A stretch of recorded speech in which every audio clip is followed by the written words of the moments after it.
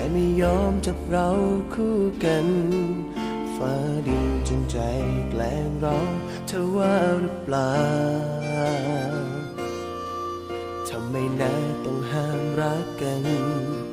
ความเหมาะสมนะหรือที่ยืนยาวถึงในใจมันขาดสุดท้ายต้องยอมจำนนก่อนถนนของเราแยกกันก่อนความฝันของเราสิ้นลงแค่อยากพบกับเธอสักคนสบตาอีกครั้งแค่ให้ฉันได้บอกเธอสักคำพูดในวันที่จำต้องเจออยากให้รู้ว่ารักเธอมากและจะรักตลอดไปเกิดชาตินี้แค่ได้พบเจอเกิดชาติหน้าเคยฝันกันไหมวันนี้ใจสลายยอมจำนนให้ฟ้าดินแยกเราไกลกัน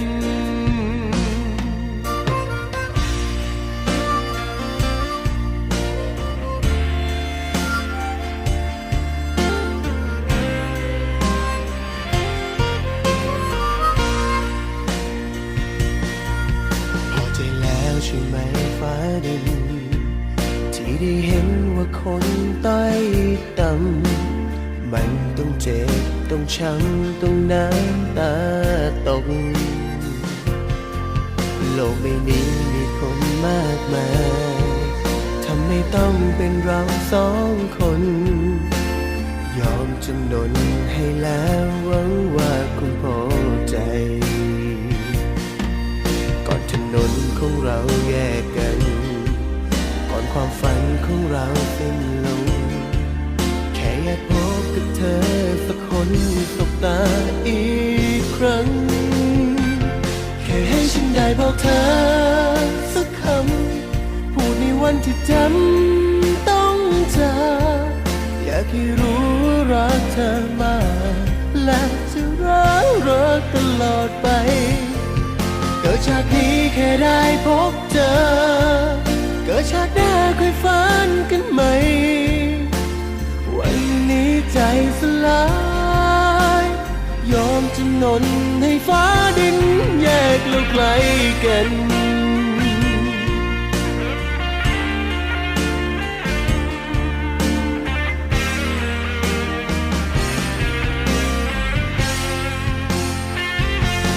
ให้ฉันได้บอกเธอ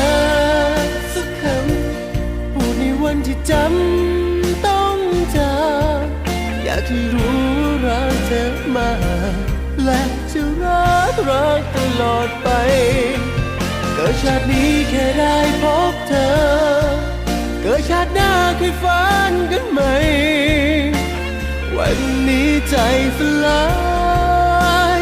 ยอมจำนนให้ฟ้าดินแยกเราไกลกันคนรักกันยายฟ้าดินถึงไม่เข้าใจ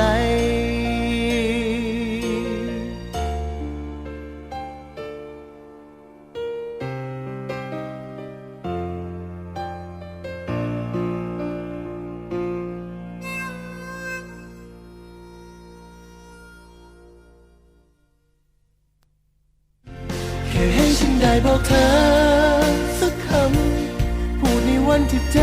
ำต้องเจออยากให้รู้ว่ารักเธอมากและจะรักตลอดไป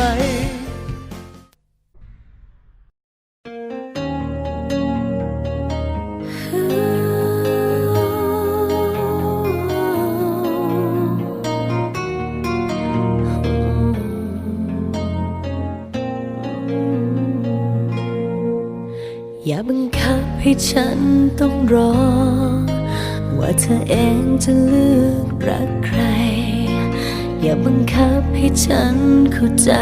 และทนทุกอย่างอย่าบังคับให้ฉันย่างชิงสิ่งที่เป็นของฉันมานานแต่วันนี้ฉันรู้ทุกอย่างไม่มีอีกแล้ว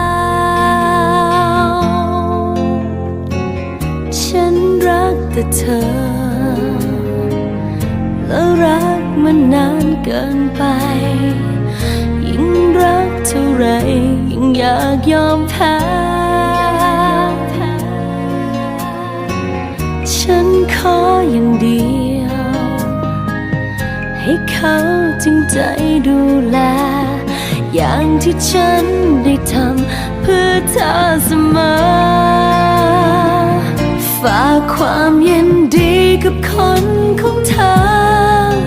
บอกเขาให้เขาได้ฟัง ฉันขอเป็นฝ่ายหลีกทางได้ไหม ฝากความยินดีกับเธอสองคน ไม่ช้าฉันคงทำใจได้ ฉันยินดีจากไป ฉันเต็มใจเพื่อเธอ